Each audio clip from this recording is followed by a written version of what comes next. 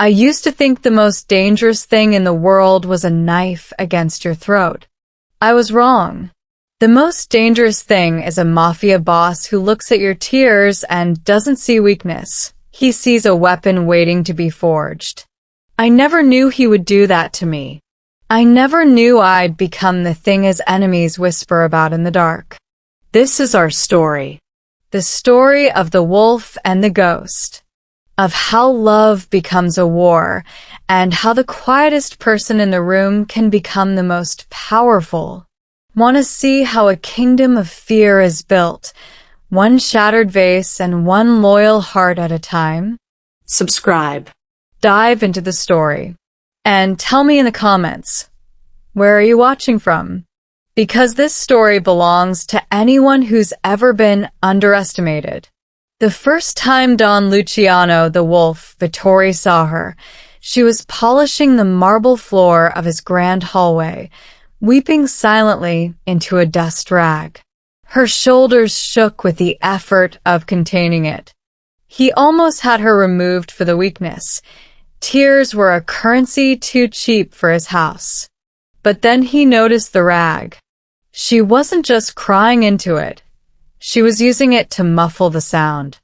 The discipline of the despair intrigued him. Her name was Chiara. She was a ghost in his villa, a pale slip of a thing who dusted his illegal Renaissance artworks and scrubbed the blood. Never discussed, always understood, from the limestone tiles of the East Terrace. Her tears, he learned, were not for some trivial heartbreak. They fell for her younger brother, who was dying of a sickness modern medicine could cure, if not for the crushing medical debt their family owed to one of Don Luciano's own lieutenants. He summoned her to his study, a room that smelled of leather, aged whiskey, and implicit power. She stood before his desk, eyes on the Persian rug, hands clasped white-knuckled. "You disturb my peace, Piccolina," he said, his voice a low rumble. "Your sadness is a draft in my house." "I apologize, Padrone. I will be silent." "It is not the sound," he said, rising to circle her like a predator. "It is the cause." Tell me. When she spoke of her brother, of the lieutenant who compounded the interest with cruel relish, her voice didn't waver. The tears still welled, but they didn't fall. There was a steel thread in her sorrow. Don Luciano saw not a victim, but a soldier in a war she hadn't chosen. He paid the debt. He had a lieutenant reassigned. He sent the finest doctors to her brother's bedside. He did not do it from kindness. He did it because her controlled grief was a mirror to his own controlled rage. He did it to own the cause of the draft in his house. Chiara, however, did not flutter with gratitude. She appeared before him, her back straighter. "I am in your service, Padrone. Beyond the cleaning, my life is yours." He began to use her. A man who weeps while he works is invisible. No one suspects the crying maid of listening. She heard secrets in the kitchen from gossiping captains. She saw the furtive exchanges in the garden. She reported to him with chilling clarity, her eyes dry now, seeing everything.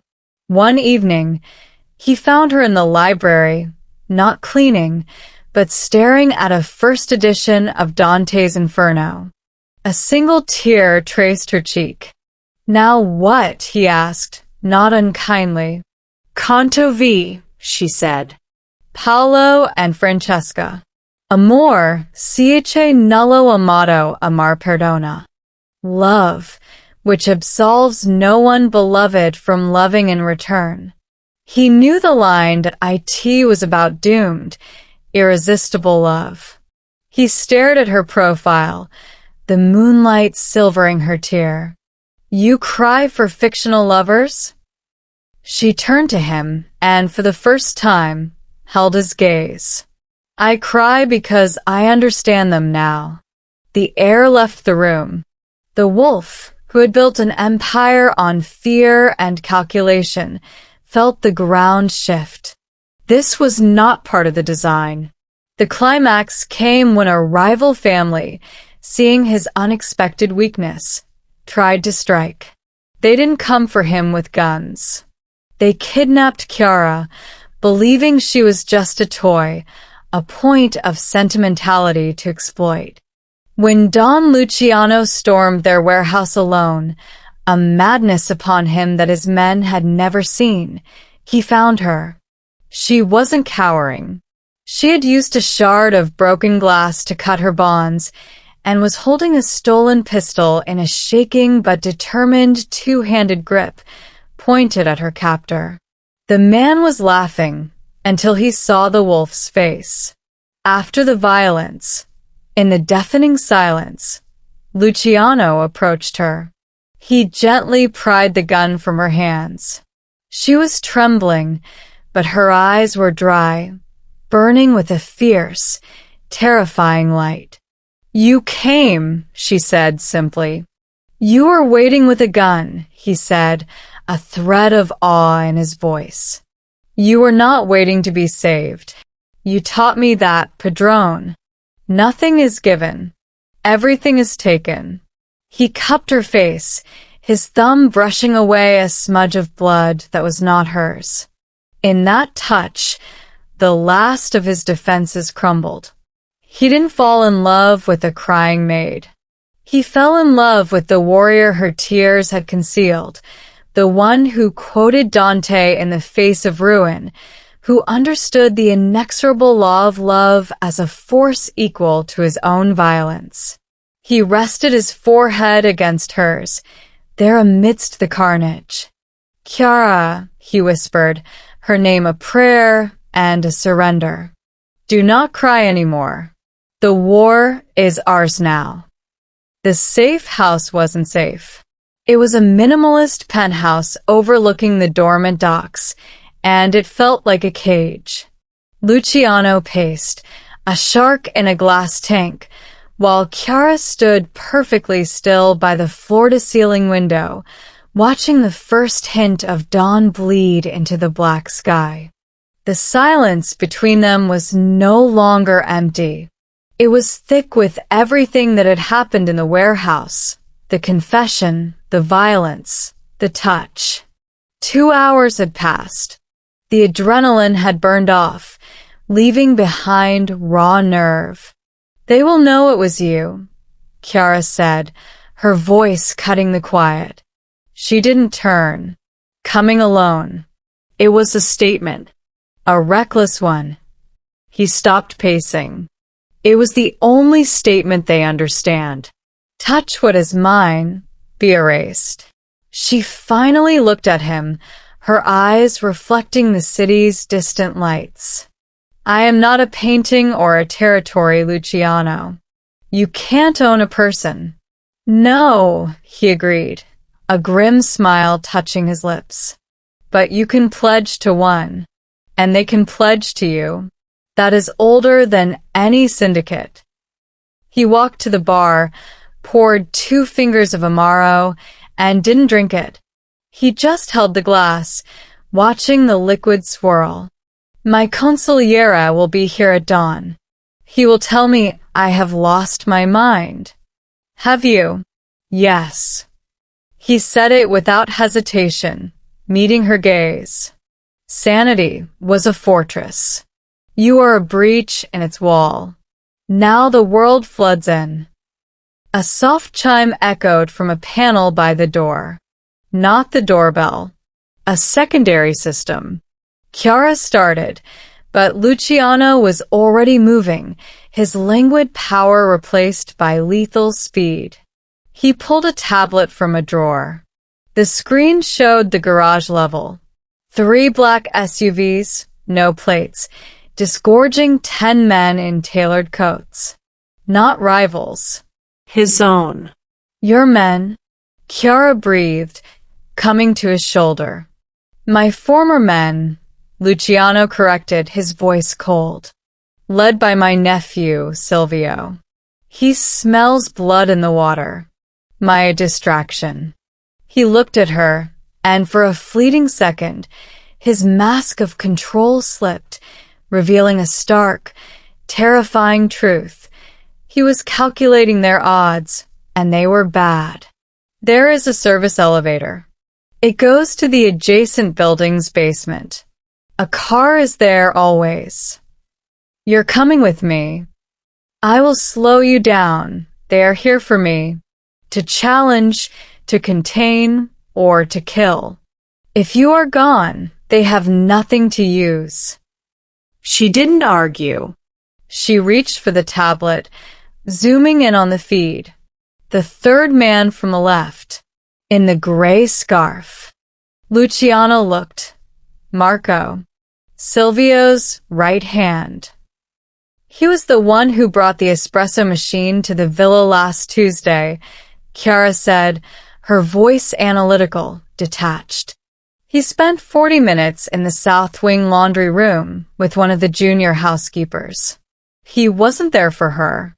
He was casing the interior guard posts. He's their inside man. Luciano stared at her.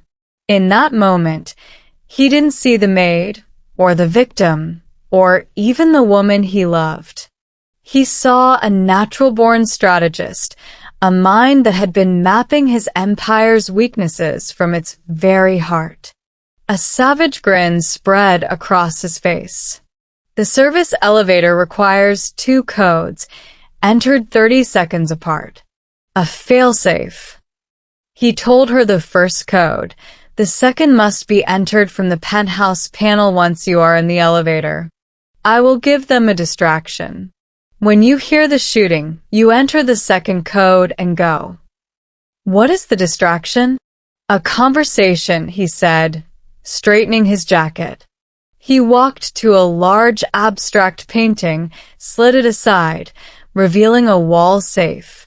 From it, he drew not a gun, but a single, ornate dagger in a sheath. He tossed it to her. She caught it, the weight familiar and deadly in her hand. For the car, he said. If it's not alone. Then he turned towards the penthouse door. He picked up his glass of Amaro and finally took a sip, savoring the bitter herbs. The electronic lock on the front door began to beep as someone overrode it from the outside. Chiara didn't run to the service elevator. She moved to the side of the main door, melting into the shadow of a structural column, the dagger held low and ready at her side. Her eyes locked on Luciano's. She gave a single, sharp shake of her head. No. She wasn't leaving. The message was clear. His war was hers. The pledge was made. The door hissed open. Silvio stood there, slick and smiling, flanked by Marco and the others. Uncle, we heard you had a stressful night. We're here to relieve you of your burdens. Luciano took another slow sip, his eyes drifting past Silvio to meet Chiara's in the shadows. A silent, profound understanding passed between them. You are mistaken, Nipote, Luciano said, his voice filling the room like thunder. My only burden was loneliness. It seems my hour for that is over.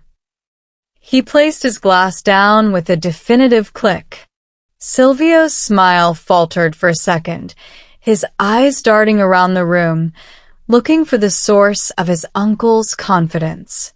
He saw only the vast, empty space, the city beginning to blush with dawn behind the glass. Loneliness. Silvio sneered, recovering. You're getting poetic in your old age. Put down the glass, uncle. We're here to discuss the future of the family. A future where impulsive decisions. He glanced pointedly at the faint blood still on Luciano's collar. Don't start wars. Luciano didn't move. His attention was a physical weight on Silvio. You brought 9 men to a discussion, Naipote? You were always a poor student. Real power doesn't need an audience. From her shadow by the column, Chiara watched Marco's hand inch toward his inside coat pocket. He was the key. Silvio was the voice, but Marco was the instrument who had mapped the guards, who knew the routines. He was the one who would make the first lethal move. She didn't have a gun. She had a dagger, the geography of the room, and the element of being beneath their notice. She was still the crying maid, a piece of the scenery. As Silvio took a step forward, his men fanning out, Chiara moved. Not toward the service elevator. She dropped low and skirted the perimeter of the room, behind sofas and a long console table, using the men's own focused aggression against them. They were watching the wolf. They weren't watching the floor. She came up behind Marco. He was fixated on Luciano, his hand now closed around the grip of his pistol. Luciano saw her. A micro gesture, a slight tilt of his chin, told her he was ready. The family needs stability, Silvio was saying, his voice rising. Not a king chasing a serving girl. That was her cue. The insult was meant for Luciano, but it was her opening. In one fluid motion, Chiara slipped the dagger from its sheath and pressed the needle-sharp point into the base of Marco's skull, just above his spine. Her other hand clamped over his mouth. She pulled him back, off balance, into the deeper shadow of an alcove.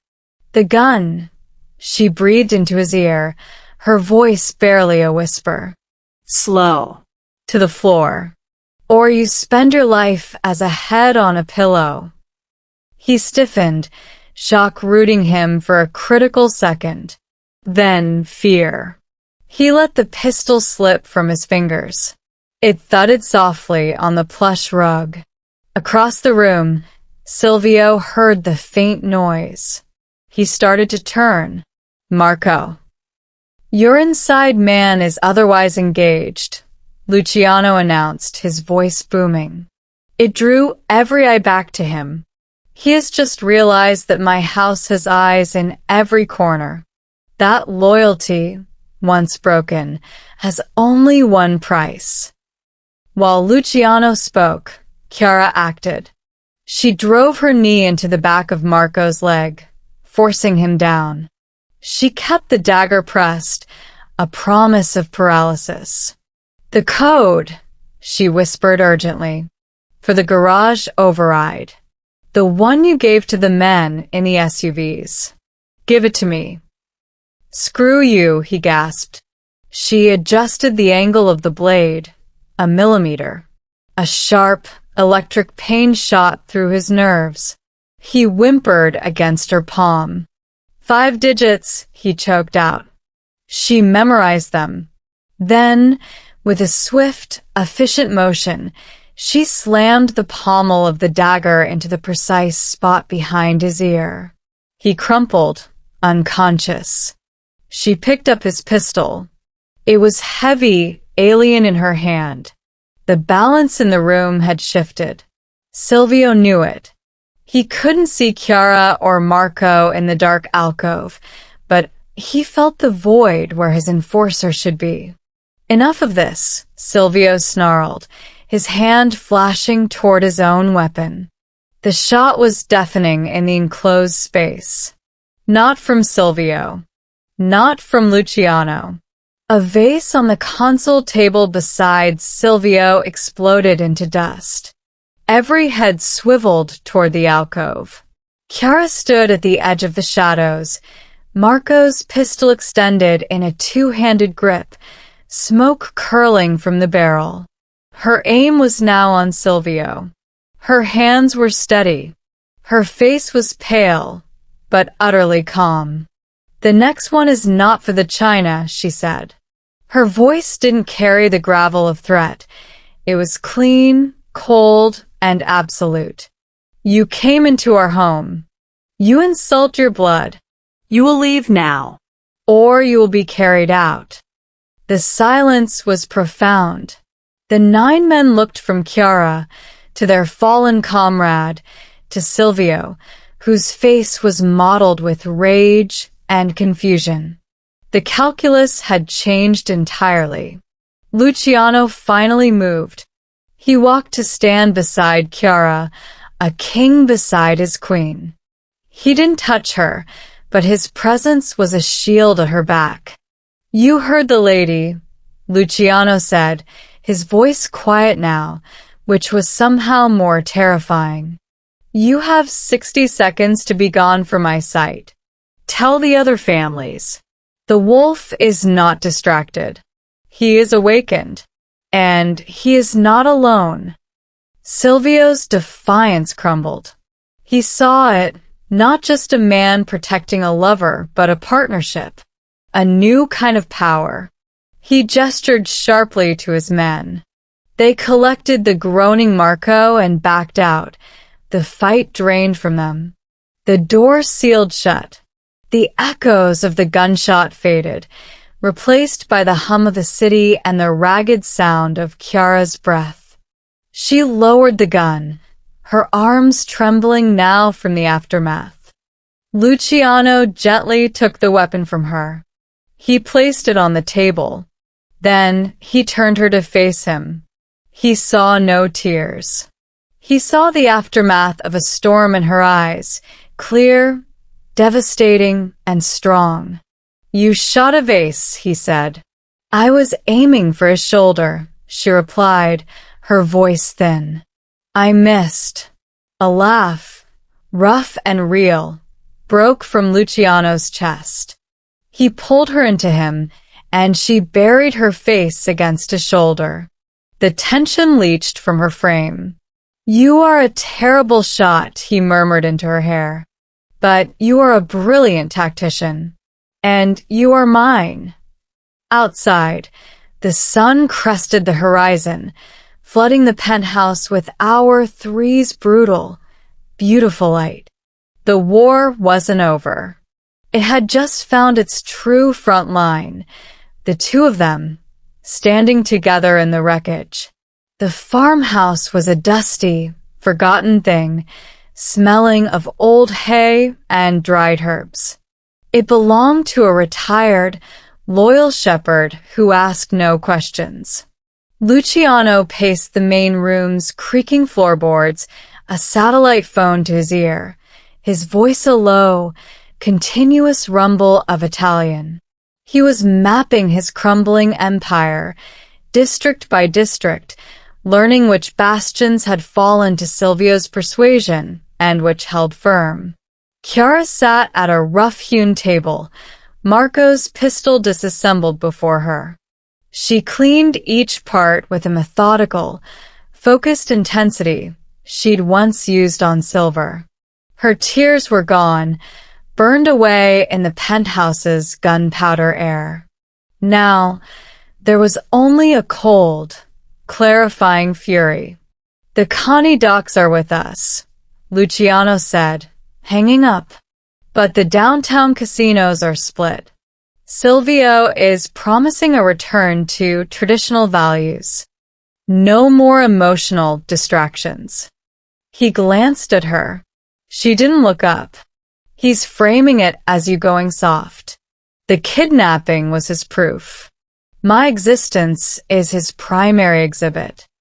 She slotted the pistol's slide back into place with a definitive click. So we use it. How? We are not hiding from the story. We are becoming the story. She finally met his eyes. Right now, I am a rumor, a weakness. We make me a fact, a strength. You didn't go to the warehouse for a mistress. You went for your consigliera. Luciano stared. They will never accept it. They don't have to accept it. They have to fear it.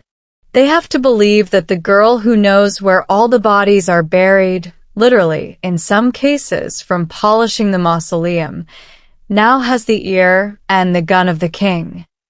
She stood, the pistol a natural extension of her hand as she laid it on the table. We stop running from your house. We start taking it back, room by room. The first target wasn't a stronghold of soldiers. It was a server farm, a nondescript building in the finance district that housed the encrypted ledgers for all the North Side operations.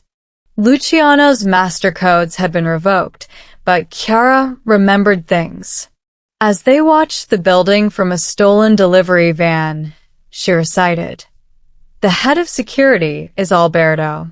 His wife's name is Sofia. He has a weakness for antique watches and a fear of his son's motorcycle hobby.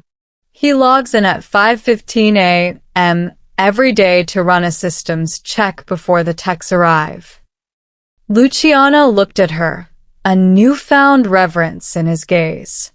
"You listened." "I observed," she corrected. "Everyone whispers in front of the maid."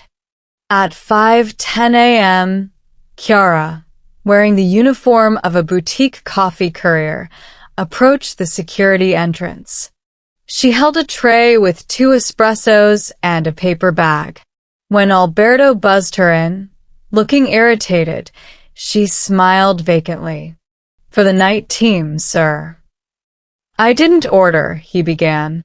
"Compliments of Signor Vittori," she said, her eyes locking with his. The name was a spell. As he blanched, Luciano stepped from behind a service pillar, his presence swallowing the sterile lobby light. "Alberto," Luciano said, his tone almost gentle.